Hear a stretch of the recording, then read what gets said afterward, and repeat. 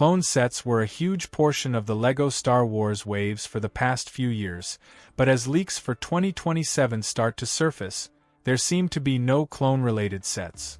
So, let's discuss why that might be happening and what it means for the future. LEGO Star Wars Clone Troopers are some of the most beloved minifigures, and a lot of people build entire armies of them. The first clone figures appeared back in 2002 in some Attack of the Clones sets. They featured Phase 1 armor and were simple by today's standards. We got some other clone variants like Phase 2 armor in 2005, but clones started to become mainstream with the introduction of the Clone Wars sets. LEGO released a lot of sets for the 3D Clone Wars series, most of them including clones. These were some of the finest sets they had to offer, being way ahead of their time. People grew up playing with these sets and still feel nostalgia for them years later. So, with the final season of the Clone Wars releasing in 2020, LEGO took the chance and made some sets to meet the obvious demand. The 501st Battle Pack is the one that we need to focus on though, because this was a turning point. This set cost $30, included 2 sizable builds, 4 501st Clone Troopers, and some battle droids. This is probably one of the most successful Star Wars sets that has ever existed. It sold like crazy, and people seemed pretty happy with it. Since then, they've come out with numerous clone-including sets, like the AAT, the ATT, and much more.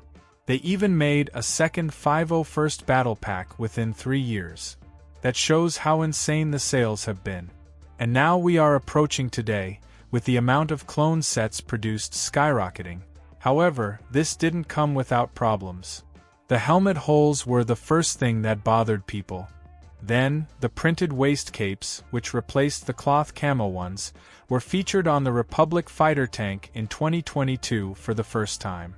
These changes, combined with LEGO's increasing prices, started to cause controversy and drove fans into believing they are paying a clone tax without getting anything good. And that might actually be true.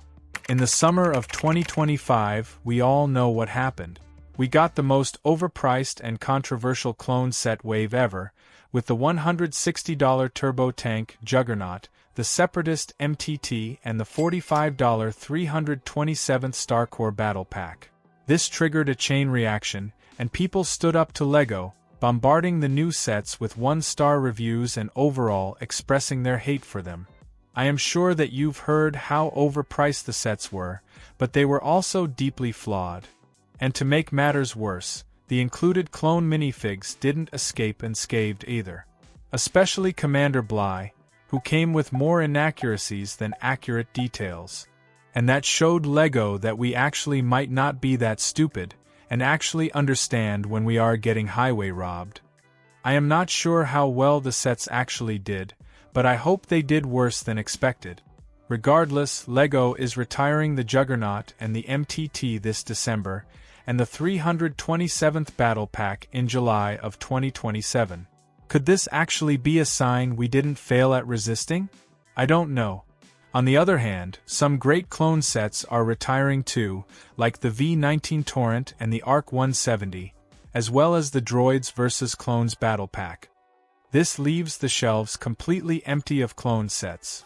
But is this something we want or a side effect of the poorly received and made sets that we just talked about? Surprisingly, this year LEGO didn't give us a ton of new clone sets, only the Siege of Mandalore Battle Pack in January. It makes sense, as they focused on The Mandalorian and Grogu movie this year, but dropping just one set feels like a massive shock. So, with most of the currently available sets leaving at the end of the year, and with no fresh sets released in 2026 to replace them, you might be thinking that in 2027 we will get a whole new wave of clone sets, right? As of right now, no, this isn't the case.